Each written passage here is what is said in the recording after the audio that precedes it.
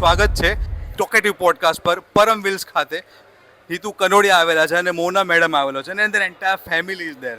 અને સૌથી મહત્વની વાત તો એ છે કે આજે multi millionaire megastar Naresh Kanodia સરનો હેપી બર્થડે છે જી. અને એમણે પણ આજે ડિલિવરી માટે સ્પેશિયલ ડેટ સિલેક્ટ કરી હતી. That is 20th August. So that is amazing sir, really. આ એક thank you. માન આપવાનું એક સારું એવું ઇન્ટેન્શન. સર, અત્યારે આપણે નરેશ કનોડિયા સરની થોડી વાતો કરીશું. જી. કારણ કે જ્યારે નરેશ કનોડિયા સરની વાત આવે ને ત્યારે મહેશ સરની વાત ડેફિનેટલી સાથે જ આવે છે. Yes. અને આઈ થિંક આમ જ હોવું જોઈએ, કારણ કે આ જે ગુજરાતી જોડી છે that is famous from a long time and that is the only જોડી અત્યારે સ્ટીલ એક બ્લોકબસ્ટર જોડી છે. તો આના વિશે સર તમારું શું કહેવું છે? એ લોકો પપ્પા જન્મ્યા અને માત્ર 6 મહિનાના હતા ને ત્યારે મારા દાદી ગુજરી ગયા હતા અને બહુ ગરીબ પરિસ્થિતિમાં હતા. ત્યારે મહેશ બાપાએ એમના 6 મહિનાના નાના ભાઈ એટલે કે નરેશ કનોડિયાને આમ ઉપાડ્યા, છાતીએ વળગાડ્યા અને મહેશ બાપા પોતે જ 6.5-7 વર્ષના હતા. અને ત્યારથી એમણે જે વ્હાલ આપ્યો, એક મોટા ભાઈ તરીકે તો ખરો જ, પણ એક બાપ તરીકે, એક મા તરીકે બધી જ રીતે જે એમને જતન કર્યું, જે રીતે મારા પપ્પાને વ્હાલ ને પ્રેમ ને બધું આપ્યું છે ને, એટલે એ જોડી એક અતૂટ જોડી છે. એ બહુ અમર જોડી છે, અદ્ભુત જોડી છે. મોદી સાહેબ જ્યારે પ્રાઇમ મિનિસ્ટર તરીકે પણ ઘરે આવ્યા હતા શ્રદ્ધાંજલિ આપવા બાપા પપ્પાને, ત્યારે પહેલું વાક્ય એમના મોઢેથી એ જ નીકળ્યું હતું, આ બે ભાઈઓ અમર છે અને હંમેશા સાથે જ છે. એટલે આ વસ્તુ જે છે ને એ આખી દુનિયાએ સ્વીકારી છે. અને ખાસ કરીને અમારા ઘરે તો અમે પગે લાગીએ તો બે ભાઈઓને સાથે જ, આજે પપ્પાનો જન્મતિથિ હતી, Yes, yes. પણ તોય અમે બાપા પપ્પા બંને સાથે જ પગે લાગતા હતા. અન્ડરસ્ટુડ. અને આની અંદર તમે એક પોડકાસ્ટમાં કીધું હતું ગાંધર્વ છે બંને, તો એના વિશે જરા થોડું કહો. એટલે સંગીતમય જીવ, સંગીત માટે જીવેલા એક એવું એક ઇન્સ્પિરેશન દુનિયાને આપવા માટે કે તમે ભાઈ બંધુ શું કહેવાય, લાગણી શું કહેવાય, ફિલિંગ શું કહેવાય, ઇમોશન શું કહેવાય, એ આખી વસ્તુ એ લોકોએ એક ઉપદેશ આપવા જાણે જન્મ લીધો હોય. જેમ મેં ઘણીવાર કીધું છે, જેમ 300 વર્ષ પહેલાં તાનારીરી વડનગરની અંદર જન્મ્યા હતા બે બહેનો સગી, અને બે બહેનોએ મળીને સંગીત એટલું બધું પ્રચલિત કર્યું આખા ભારતભરમાં, ભારત દેશની અંદર, કે છેક દિલ્હીમાં રાજ કરતા સમ્રાટ પાસે જઈને એ વાત પહોંચે. અને બે બહેનોએ સંગીત માટે જીવન જીવ્યા સાથે, અને બંને સાથે જ આ દુનિયામાંથી જતા પણ રહ્યા હતા. એ જ વસ્તુ 300 વર્ષ પછી બે ભાઈઓમાં આવી. એમનું નામ મહેશ, નરેશ. એટલે એ લોકો સંગીત માટે જીવ્યા છે, સંગીત માટે એમને જન્મ, અને ભાઈ બંધુ શું કહેવાય, પ્રેમ શું કહેવાય, લાગણી શું કહેવાય, એનો સંદેશો આપવા માટે એ લોકોનો જન્મ થયો હતો, એવું માનું છું. Wonderful sir.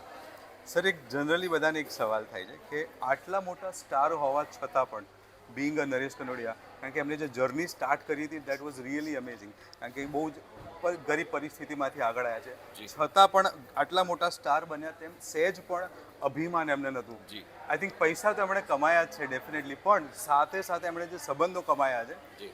એની કોઈ વાત જ નથી. કારણ કે અહીંયા પણ ઉભેલા ઘણા લોકોને તમે પૂછશો કે નરેશ કનોડિયા સર, તો એ ક્યાંક ને ક્યાંક એમનો સંબંધ એમની સાથે Correct. નીકળતો જ હશે. સો Correct. That is the main thing.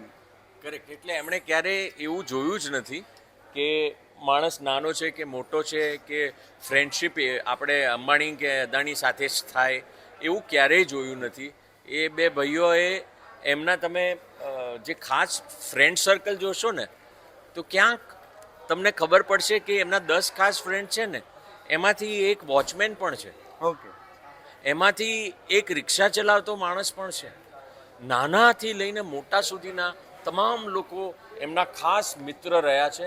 અને સાથે બેસીને એમણે એ જે પણ એ લોકોએ સમય વિતાવ્યો છે ને, અદ્ભુત સમય એમના મિત્રો સાથે વિતાવ્યો છે. Wonderful sir. અચ્છા, thank you so much for that. Thank you. ઘણી ઇમોશનલ સ્ટોરી છે. નરેશ સરના જીવનની જો બાયોપિક બને, so who will be the best actor who can give us justice for this? અમે લોકો બહુ જલ્દી બાયોપિકની તૈયારી કરી રહ્યા છીએ, વન્ડરફુલ. બાપા પપ્પાની. અને મુંબઈના બહુ મોટા પ્રોડ્યુસર ડાયરેક્ટર છે, એમણે Okay, wonderful. એમણે લાગણી દર્શાવી છે કે મારે બાયોપિક આ બે ભાઈઓની બનાવી છે. અમેઝિંગ. અને જે પણ કરીશું એવું કરીશું કે તમને સાક્ષાત એની અંદર મહેશ નરેશ દેખાશે એવી બાયોપિક હશે. અન્ડરસ્ટેન્ડ, કારણ કે એ ગુજરાતીના જીવનમાં જોવા જાવ તો એક નરેશ કનોડિયા અને મહેશ કનોડિયા બધાના દિલમાં વસેલા જ જી, છે જી. વર્ષોથી. અમને તો એન્ટરટેન કર્યા જ છે, પણ અમારા ફાધર મધર અને અમારા દાદા દાદીને બધાને. પણ એમને એન્ટરટેન કર્યા Thank you, thank you. So that is really amazing. Naresh Kanodia સરની જેટલી પણ મૂવી હતી હા, એની અંદર મેગા સ્ટારમાં એમના કો એક્ટરની બહુ જ એક હતું, Of course. જેમ ફિરોઝ ઈરાની હા. આણકાનો ગાતો પાણકા જેવો હા. મારે તો ઊભો ના થાય. ઓફકોર્સ. સો અને Ramesh Mehta, I think course. These actors have made them successful અને કોમ્બિનેશન And સ્નેલ સાથે હતા. મૂવી એન્ડ સ્નેલ હતા ઓફકોર્સ. Of so course. તમે સ્પેશિયલી આ અમને મળેલા છો ઓફકોર્સ. અરે અમારા તો રિલેશન્સ છે એવા family relation. when you grew up along હું with that. રાજવીરથી પણ નાનો હતો ત્યારથી શૂટિંગમાં જતો હતો પપ્પાના શૂટિંગોમાં રહું એમની સાથે જ્યારે પણ સ્કૂલમાં હોલિડે હોય ત્યારે.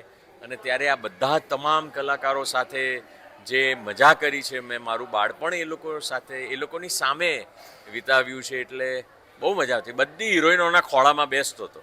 મને એક ડાયલોગ ખબર છે કે ભલે મારી છાતી 52 ની નથી પણ મેં 52 હિરોઈનો છોડે સાથે કામ કર્યું છે. 4 આંકડા ઓછા કર્યા 56 એમણે કીધું. મેં આર્ટ્સ નું હતું એટલે સોરી ફોર ધેટ. યસ 56 હિરોઈનો સાથે એમણે કામ કર્યું છે. Yes. Yes of course. હંમેશા એ છે ને એ બીકોઝ એમના સોંગ્સ એટલા અદ્ભુત હતા કે એમાં હંમેશા એનર્જી વાળી હિરોઈન્સ જોઈએ.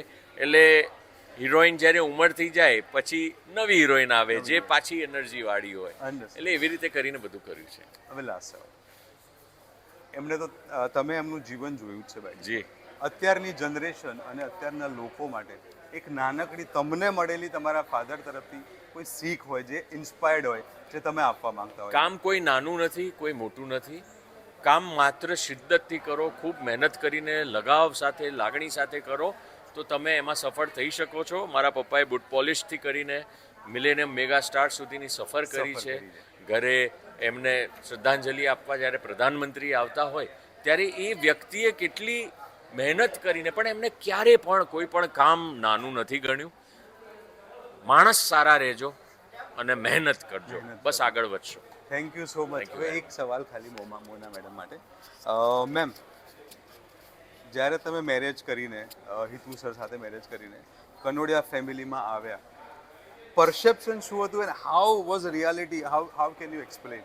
હા એટલે પહેલાં મને એવું લાગતું હતું કે જ્યારે હું એકચ્યુઅલ ઘરમાં ઓળખતી હતી, ફેમિલી ફ્રેન્ડ્સ હતા, શૂટિંગમાં મળતા હતા, પરંતુ ઘરમાં એક છત નીચે રહેવું એ બહુ અલગ વસ્તુ છે. ને મને એમ હતું કે આટલું મોટું નામ, આટલા મોટા ઘરની હું પુત્રવધુ, બહુ સ્ટ્રિક્ટ હશે, બહુ ટ્રેડિશનલ હશે, બહુ ઓર્થોડોક્સ હશે, પણ એવું કશું જ નહોતું. ઓકે, બહુ જ ધમાલ મસ્તીવાળા લોકો, આખું ઘર મસ્તી ને મજામાં ધમધમતું હોય પપ્પાના રાજમાં. Yes.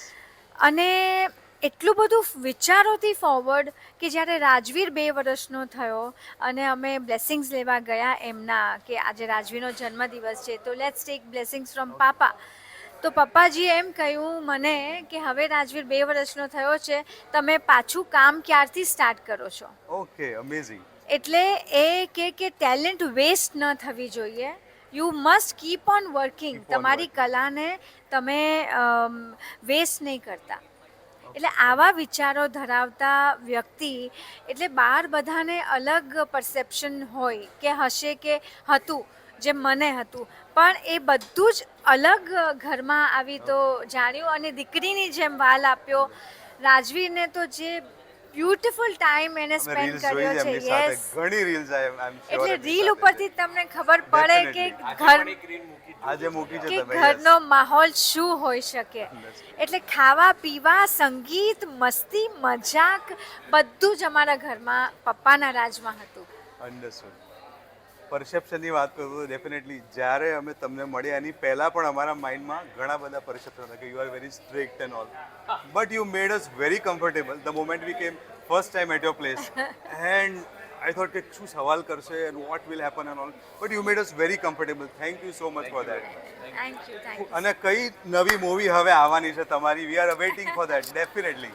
Hitu Naresh Kanodia productions and sky now films મળીને એક જોરદાર નવી ફિલ્મ આવી રહી છે. પિક્ચરનું નામ છે એ આયુ, ઓકે. જે તમે લોકોએ ફાટીને ફિલ્મમાં આખી ટીમ જોઈ ધમાલ મસ્તી કરતા. Okay. એ જ ટીમ સાથે અમે એ આયુ કર્યું છે ને એની અંદર આ વખતે મોના પણ છે અને હું ને સ્મિત પંડ્યા એટલે કિશોર કાકા અમે છીએ. Yes, yes, બહુ yes. ધમાલ કરવાના છીએ, બહુ મજા આવશે. That is our upcoming film. Sir thank you so much તમારો ટાઈમ આપવા બદલ and thank you very much for give us a chance to serve you. Please sir આગળની પ્રોસેસ સ્ટાર્ટ કરીએ. Let's give a big round of applause for Ritu sir.